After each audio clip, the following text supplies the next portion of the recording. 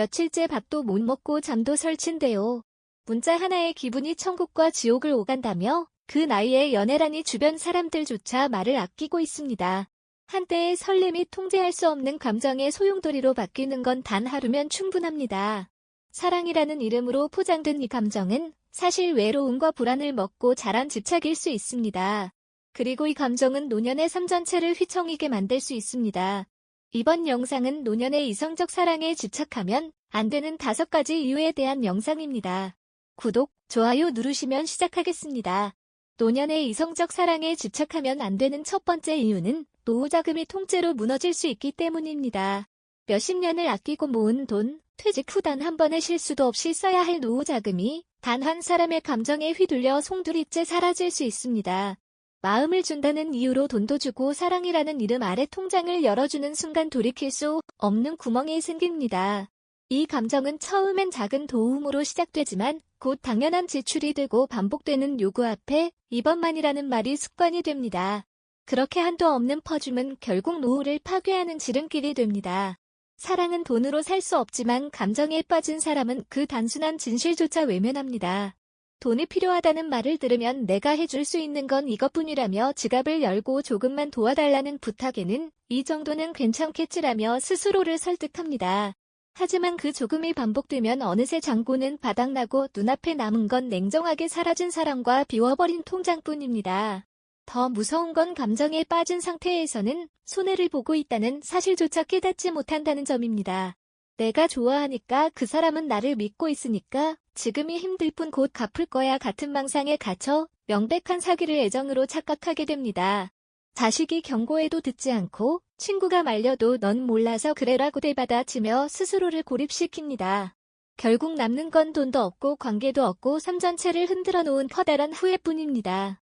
대전 유성구에 사는 1950년생 이만규 씨는 퇴직 후 매달 국민연금과 임대 수입으로 안정적인 생활을 하던 70대 초반의 남성이었습니다. 평생을 전략하며 모은 노후자금 1억 원을 정기예금으로 관리하며 자식들에게 부담 주지 않고 살겠다는 생각 하나로 성실하게 지내왔습니다. 그러던 중 근처 체육공원에서 만난 60대 후반 여성과 가까워지게 되었고 몇 번의 식사와 대화를 나눈 후 그 관계는 빠르게 감정으로 번졌습니다. 문제는 그녀가 어렵게 꺼낸 한마디에서 시작됐습니다. 사실 예전 남편이 남긴 빚이 아직도 남아있어서 생활이 조금 버거워요. 이 씨는 망설이다가 300만 원을 건넸고 그녀는 절대 잊지 않겠다고 말했습니다. 하지만 그 이후에도 그녀는 월세가 밀렸다, 병원비가 급히 필요하다, 자식한테 미안해서 말도 못한다며 몇 차례에 걸쳐 돈을 요구했고 이 씨는 점점 더 깊이 빠져들었습니다. 그녀는 매번 눈물로 감사했고 이 씨는 그 모습을 보며 이 여자는 진심이다라고 확신했습니다.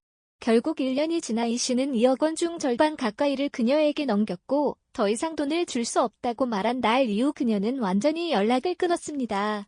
전화도 받지 않았고 주소라며 알려준 것은 존재하지 않는 가짜였습니다. 이 사실이 알려지자 자식들은 격분했습니다. 도대체 왜 그런 사람에게 그렇게 줬어요? 우리한테는 단 한 번도 큰 돈 쓴 적 없으면서라는 말들이 이 씨의 가슴을 갈기갈기 찢었습니다. 주변 이웃들은 노망난에 눈이 멀면 답도 없다고 수근거렸고 그는 외출을 끊고 방 안에 틀어박히게 되었습니다. 그가 30년을 모은 돈은 1년 만에 사라졌고 회복할 방법은 없었습니다. 그 돈은 병원비, 요양비, 만년의 평온한 삶을 지키는 마지막 버팀목이었습니다. 단 한 사람에게 감정을 주었고 그 대가로 인생의 마무리를 흔들어버린 것입니다. 노후자금은 사랑이 아닌 생존을 위해 쓰여야 합니다. 늦은 감정에 취해 지갑을 열기 시작하면 그 끝은 고통뿐입니다. 감정은 시간이 지나면 옅어지지만 잃은 돈과 신뢰는 다시 돌아오지 않습니다. 노년의 가장 어리석은 선택은 돈으로 마음을 사려는 것입니다. 그 누구도 당신의 희생으로 사랑을 배워주지 않으며 그 누구도 당신의 통장에 진심을 담아주지 않습니다. 노후는 다시 시작할 수 없습니다. 한 번의 착각이 모든 것을 앗아갑니다. 노년의 이성적 사랑에 집착하면 안 되는 두 번째 이유는 몸이 약해질수록 상대에게 휘둘릴 위험이 커지기 때문입니다. 나이가 들수록 몸은 느려지고 판단력은 흐려지며 외로움은 더욱 깊어집니다. 이때 누군가가 다가와 손을 잡아주고 따뜻한 말을 건네면 경계심은 무너지고 마음은 열리게 됩니다. 하지만 문제는 이 따뜻함이 언제든 지배로 바뀔 수 있다는 점입니다. 몸이 불편해질수록 의존하게 되고 의존이 깊어질수록 상대의 말 한마디, 표정 하나에도 휘둘리게 됩니다. 그렇게 관계의 주도권을 상대에게 내준 채 내 삶 전체가 조종당하게 되는 것입니다. 처음에는 단순한 배려였습니다. 무거운 물건을 들어주고 병원 동행을 해주고 약을 챙겨주는 모습이 고마웠습니다. 그런데 어느 순간부터 말투가 바뀌고 행동이 강압적으로 변해도 반항하지 못하게 됩니다. 당신 혼자 아무것도 못하잖아. 내가 없으면 어떻게 살래 같은 말에 움츠러들고 스스로 결정하지 못하는 사람이 되어갑니다. 그 순간부터 사랑이 아닌 통제가 시작됩니다. 문제는 상대가 이런 약점을 이용할 수도 있다는 것입니다. 돈 문제, 가족 문제, 건강 문제까지 손을 대기 시작하면 당하는 사람은 몸도 마음도 저항할 힘이 없어 그대로 끌려다닙니다. 결국에는 사랑이라는 이름 아래 감정과 일상을 착취당하고 자신도 모르게 고립과 피폐함 속에 빠져듭니다. 그 사람이 없으면 아무것도 못할 것 같은 착각은 나를 스스로 무너뜨리는 올가미가 됩니다. 경남 창원에 사는 1948년생 조예분 씨는 관절염과 초기, 치매 증세로 인해 평소 외출을 자제하며 지내던 여성입니다. 남편과 사별한 후 자녀는 모두 타지에 있고 일상은 조용했습니다. 그러던 중 60대 후반의 남성 어씨가 말벗이 되어주며 점차 가까워졌고 자잘한 심부름부터 병원 진료 동행까지 도와주기 시작했습니다. 조 씨는 처음엔 부담스러웠지만 어느 순간부터 그가 없으면 외출 자체를 꺼리게 되었고 모든 생활을 그에게 의지하게 되었습니다. 그러나 어씨는 점점 변했습니다. 그녀의 연금을 확인하더니 생활비를 자신이 관리하겠다고 했고 자녀에게 연락하지 말라고 당부하며 주변과 단절을 유도했습니다. 약속을 어기면 하루 종일 말을 하지 않았고 조 씨가 불편한 심정을 표현하면 내가 없으면 어쩌려고 그래? 라며 죄책감을 주었습니다. 조 씨는 점점 침묵했고 그의 눈치를 보며 살아가게 되었습니다. 어느 날 가까이 지내던 옆집 주민이 이상한 낌새를 느끼고 자녀에게 연락했고 자녀가 내려와 상황을 확인한 끝에 조 씨는 요양병원으로 옮겨졌습니다. 이미 통장에서는 수천만 원의 인출 기록이 있었고 자택 명의까지 어씨가 위임을 요구했던 정황이 밝혀졌습니다. 그 모든 시간 동안 조 씨는 그 사람은 나를 도와준 유일한 사람이었어요 라고 말했습니다. 믿고 싶었던 것입니다. 하지만 그녀의 몸이 약해지고 혼자 살 수 없게 되자 그 믿음은 완전히 이용당한 것이었습니다. 노년에는 사랑보다 경계가 먼저입니다. 몸이 약해질수록 감정에 의존하게 되고 그 감정은 누군가에게는 지배의 기회가 됩니다. 판단이 느려지고 거절이 어려워질수록 내 삶은 내 것이 아니게 됩니다. 결국 관계는 지켜주는 것이 아니라 지배하는 방식으로 바뀌고 나는 그 안에서 힘없이 무너지는 존재가 됩니다. 늦은 나이에 진짜 사랑을 만나는 건 축복일 수 있지만 그 축복이 감정을 앞세운 통제가 된다면 그것은 감옥일 뿐입니다. 특히 몸이 약한 노년에는 더욱 냉정해야 하며 의존과 사랑을 착각해서는 안 됩니다.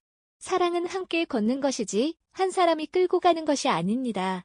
내 삶의 중심이 흔들릴 만큼 휘둘린다면 그 감정은 이미 독이 되었음을 반드시 자각해야 합니다. 노년의 이성적 사랑에 집착하면 안 되는 세 번째 이유는 호의가 의무로 변할 수 있기 때문입니다. 처음엔 가벼운 호의였습니다. 아플 때 병원에 같이 가주고 눈 오면 안부 전화 한 통 걸어주고 시장에서 우연히 상간식을 나눠주는 정도였습니다. 하지만 상대가 그 호의를 사랑이라 착각하는 순간부터 이 관계는 무섭게 뒤틀리기 시작합니다. 한 번 웃어줬더니 계속 웃어줘야 하고 한 번 챙겨줬더니 매일 챙겨줘야 하고 하루 연락 안 하면 왜 안 했냐며 서운해합니다. 말 한마디 행동 하나에 의미를 부여하고 기대하고 요구합니다. 그렇게 작은 호의는 어느 순간 해야만 하는 일로 바뀝니다. 이성적인 감정은 주고받는 균형 속에서 피어야 하지만 집착은 일방적입니다. 한쪽이 부담을 느끼고 도망치고 싶어도 다른 한쪽은 더 강하게 매달립니다. 나는 이렇게까지 하는데 왜 몰라주냐는 불만이 쌓이고 결국 상대는 두려움을 느끼며 뒷걸음질 칩니다. 더는 연락하지 않기 위해 전화번호를 바꾸고 만남을 피하기 위해 모임에서 사라지고 급기야 주변 사람들까지 함께 피하게 됩니다. 남은 건 오해와 원망 그리고 참혹한 고립뿐입니다. 노년은 이미 충분히 많은 것을 감내하며 살아온 시기입니다. 이 시기에는 억지스러운 관계로부터 자유로워야 하고 누군가의 삶을 대신 책임질 필요도 없습니다. 그런데 누군가의 잘못된 집착이 한 사람의 일상을 속박합니다. 거절이 곧 상처가 되고 거리를 두면 냉정한 사람이라 손가락질 받게 됩니다. 호의는 진심이어야지 의무가 되는 순간 마음이 무너집니다. 부산에 사는 1953년생 정희자 씨는 지역 복지관에서 평생교육 강의를 들으며 여유로운 시간을 보내고 있었습니다. 그곳에서 자신보다 2살 어린 남성 김모 씨를 알게 되었고 처음에는 함께 식사를 하거나 차를 마시는 단순한 관계였습니다. 정 씨는 김 씨가 혼자 지낸다는 말을 듣고 도시락을 싸주거나 병원 진료에 동행하기도 했습니다. 그녀에게는 그냥 인간적인 호의였습니다. 하지만 문제는 그때부터 시작됐습니다. 김 씨는 점점 더 많은 걸 요구했습니다. 오늘은 도시락 없어요? 감기 기운 있는데 약 좀 사다 줄래요? 요즘 얼굴 안 보여 서운했어요 라며 노골적인 감정 표현을 시작했습니다. 정 씨는 당황했지만 거절하는 것도 미안해 계속해서 돌봤습니다. 그러던 중 김 씨가 주변에 요즘 누구랑 사귄다고 말하고 다닌다는 이야기를 들었습니다. 충격을 받은 정 씨는 관계를 정리하려 했지만 김 씨는 전화를 수십 통씩 걸고 복지관 앞에서 기다리는 등 위협적으로 변했습니다. 결국 정 씨는 복지관의 출입을 중단했고 소문은 퍼졌습니다. 도시락 싸다 정든 모양이네 사귄 줄 알았는데 일방적이었대 같은 말들이 오갔습니다. 그녀는 누군가를 돕고자 했던 마음 하나로 모든 모임에서 등을 돌리고 집에 틀어박히게 됐습니다. 그는 분명 처음엔 도움이 필요한 사람처럼 보였습니다. 하지만 그 도움을 권리처럼 여기고 점점 그녀의 삶을 잠식해 갔습니다. 이처럼 노년의 사랑은 잘못된 기대가 낳은 착각의 굴레에 갇히기 쉽습니다. 특히 호의를 오해하고 그 호의에 더 많은 걸 요구하는 순간 관계는 왜곡됩니다. 도와주는 사람은 점점 지치고 요구하는 사람은 점점 당연하다는 듯 받아들입니다. 그리고 그 호의가 끊기는 순간 원망과 비난이 쏟아집니다. 이 감정의 뒤틀림은 단순한 실망을 넘어서 사람을 고립시키고 정신적으로 파괴합니다. 사랑은 자발적인 감정이어야지 의무가 되어서는 안 됩니다. 특히 노년에는 누구의 짐도 대신 짊어질 필요 없습니다. 도와줬던 그 마음이 당연한 책임으로 바뀌는 순간 사랑은 무기가 되고 감정은 폭력이 됩니다. 그렇기 때문에 노년의 호의는 분명하게 선을 그어야 하며 집착 앞에서는 냉정해야 합니다. 그래야만 자기 인생의 주인으로 설 수 있습니다. 노년의 이성적 사랑에 집착하면 안 되는 네 번째 이유는 삶의 루틴이 망가지기 쉽기 때문입니다. 오랫동안 지켜온 생활 습관, 규칙적인 하루의 리듬, 내가 나를 돌보던 평화로운 일상이 단 한 사람의 존재로 인해 무너져 내립니다. 아침에 하던 운동을 건너뛰고 약속된 식사 시간을 놓치며 밤마다 잠 못 이루는 생활이 반복됩니다. 오로지 그 사람의 연락, 그 사람의 말 한마디에 하루 전체가 흔들립니다. 오늘 전화는 올까? 왜 어제는 말이 짧았지? 같은 불안한 감정에 갇혀 있으면 삶은 어느새 균형을 잃고 무너집니다. 규칙이 깨진 자리에는 불면과 피로, 우울과 분노만이 자리 잡게 됩니다. 노년은 무엇보다 안정이 중요한 시기입니다. 내 몸의 리듬과 마음의 평정을 지키는 것이 건강을 유지하는 핵심입니다.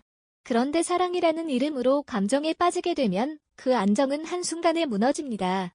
평소 좋아하던 취미도 시들해지고 친구들과의 모임도 피하게 되며 결국 그 사람을 중심으로 모든 삶이 재편됩니다. 스스로의 삶을 잃고 상대의 기분과 반응에 따라 살아가는 감정노예가 되어가는 것입니다. 이렇게 무너진 루틴은 건강에도 치명적인 영향을 미칩니다. 식사가 불규칙해지고 수면 시간이 줄어들며 외출은 줄고 집안에서 핸드폰만 붙들게 됩니다. 운동은 뒷전으로 밀리고 병원 정기검진도 까먹기 일쑤입니다. 그 사람과의 대화 하나에 몰입한 나머지나 자신은 방치되고 결국 몸과 마음이 동시에 망가지는 악순환에 빠지게 됩니다. 감정은 삶을 활기차게 만들 수도 있지만 지나치면 독이 되어 일상을 파괴합니다. 전라북도 익산에 사는 1956년생 오정숙 씨는 68세 여성입니다.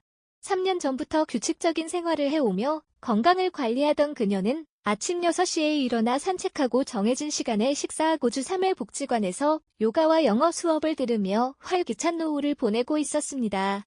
그러나 동네 산책 중 우연히 알게 된 60대 후반의 남성과 연락을 주고받기 시작하면서 모든 것이 바뀌었습니다. 처음엔 설렘이었습니다. 아침마다 오는 안부 문자, 커피 한 잔 나누며 웃던 대화, 주말에 같이 걷던 길이 좋았습니다. 하지만 시간이 지날수록 그 사람의 연락이 뜸해지고 말투가 변하자 그녀의 하루는 무너지기 시작했습니다. 밤새 휴대폰을 붙잡고 아침 산책은 포기하게 되었고 수업도 이유 없이 빠지기 시작했습니다. 혹시 내가 싫어진 걸까? 다른 여자가 생긴 걸까? 같은 불안이 마음을 뒤덮으면서 생활은 점점 엉망이 되었습니다. 결국 그녀는 체중이 줄고 식욕은 사라졌으며 병원에서는 우울증 초기 진단을 받았습니다. 그와의 관계는 자연스럽게 멀어졌지만 그녀의 일상은 끝내 돌아오지 못했습니다. 약을 먹으며 억지로 잠들고 집에 틀어박혀 창밖만 바라보는 날들이 계속되었습니다. 3년간 만들어온 평온한 루틴이 단 몇 달 사이 무너져버린 것입니다. 사랑이 삶을 풍요롭게 만들 수도 있지만 그것이 집착으로 바뀌는 순간 삶의 균형은 붕괴됩니다. 노년에는 감정보다 루틴이 먼저입니다.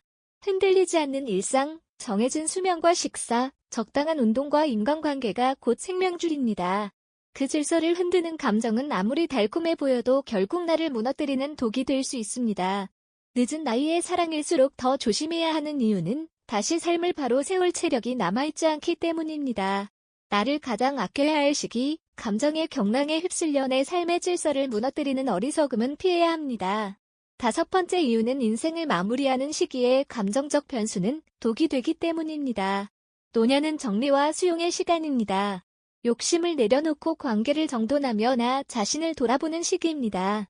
그러나 이 시기에 감정에 휘둘리게 되면 평생 쌓아온 인생의 마무리가 망가지고 맙니다. 일생의 공든 탑이 단 하나의 감정으로 흔들리고 그 옆에는 돈, 명예, 자식과의 관계까지 전방위로 번집니다. 감정은 예측할 수 없기에 더욱 무섭고 특히 이성적 사랑에 대한 집착은 늦은 나이에 치명적인 파열음을 만들어냅니다. 사랑은 언제든 설렐 수 있지만 그 감정에 빠져 모든 것을 걸기엔 노년은 너무 위태로운 시기입니다.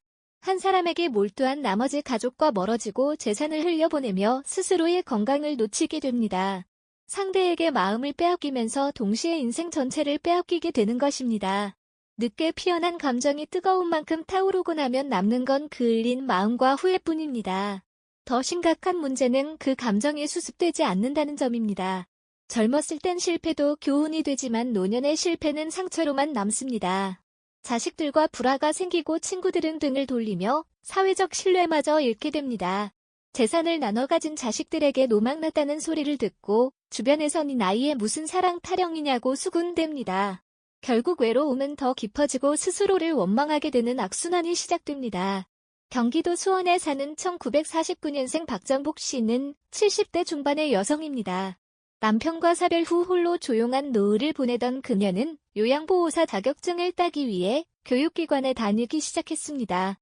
그곳에서 만난 60대 후반 남성과 몇 차례 식사를 함께하며 친밀감이 쌓였고 이후 그가 자주 전화를 걸어오고 함께 다니자며 제안하자 박 씨는 그 감정을 사랑이라 믿게 되었습니다. 문제는 그때부터였습니다.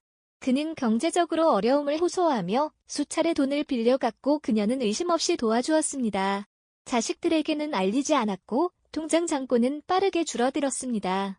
그는 이내 자취를 감추었고 연락도 두절됐습니다. 이 사실이 자식들에게 알려졌을 때 돌아온 건 걱정이 아닌 분노였습니다. 정신 차리세요, 엄마. 이 나이에 뭐하는 짓이에요? 라는 말이 그녀를 무너뜨렸습니다. 친구들 사이에서도 소문이 퍼졌습니다. 몇 천만 원 빌려줬다더라, 남자가 노렸다더라는 말이 돌고 그녀는 모임에 나가지 못하게 되었습니다. 자식과도 서먹해지고 혼자 지내던 집안은 점점 더 정적에 잠겼습니다. 박 씨는 지금도 자신을 탓합니다. 그냥 따뜻한 말 한마디에 마음이 흔들렸어요.